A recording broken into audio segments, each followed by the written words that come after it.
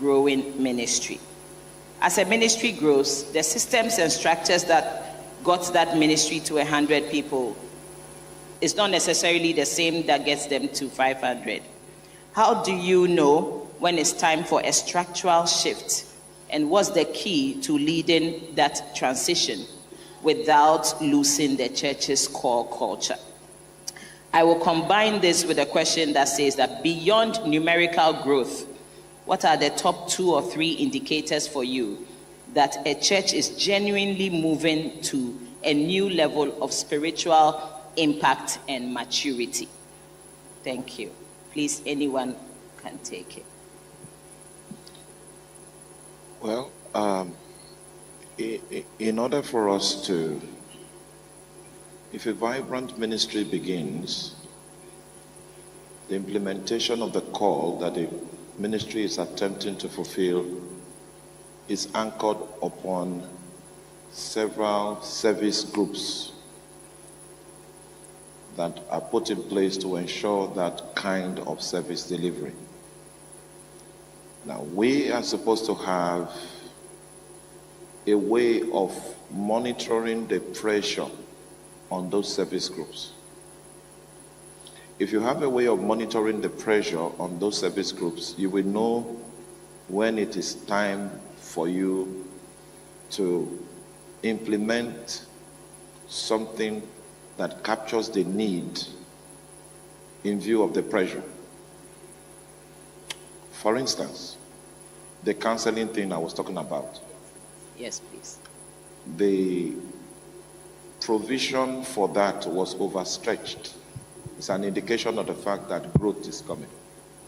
It means the method we used to arrive at that point was no longer going to be effective because the human resources required to meet the need was not adequate at the time.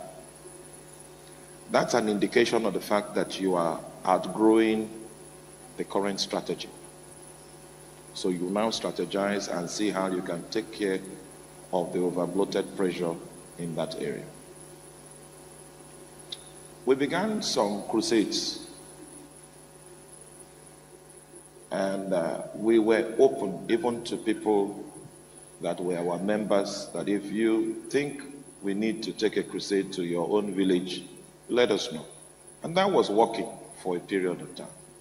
The time came when the demand was much more than our capacity in terms of requests that were coming in internally and requests that were coming in externally.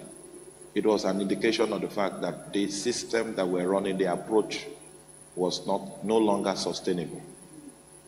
And so we had to readjust the way we do our outreaches and what informs the location that is most strategic. Finally,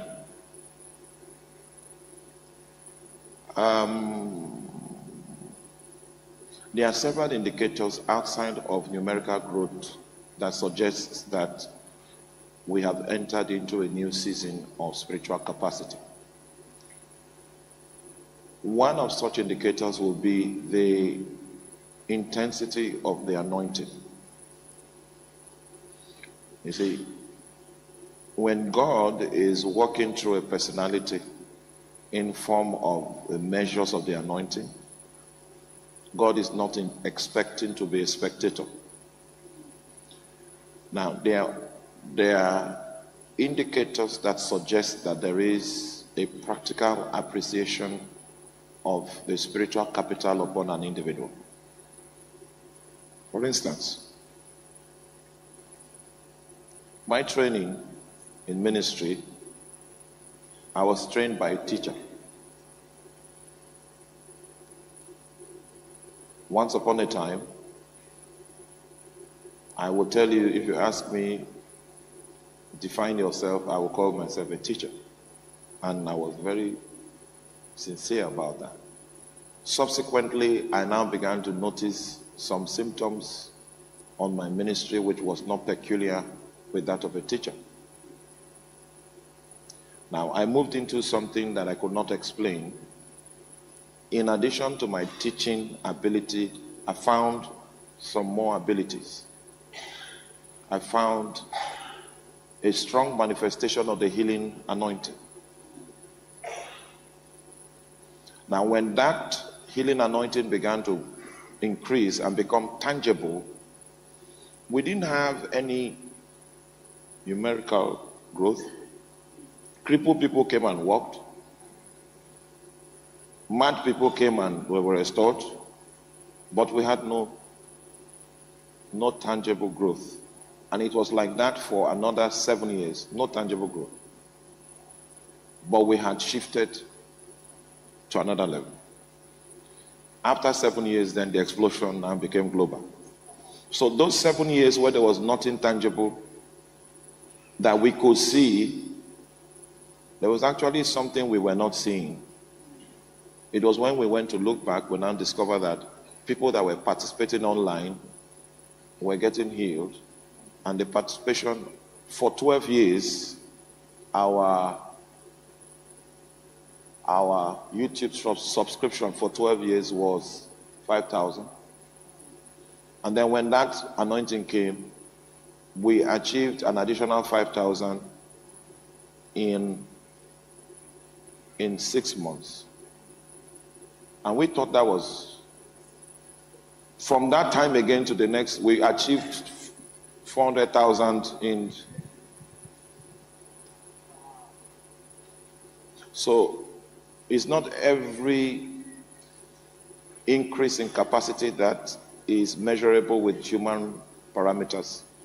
But when you notice that there's a shift in the anointing, then it's an indication of the fact that some form of restructuring needs to be done to accommodate the new spiritual environment. Well, that's... Wow, thank you so much. Thank you so much. Thank you for putting much emphasis on the anointing and the fact that God does not want to be a spectator. Thank you so much. That is awesome.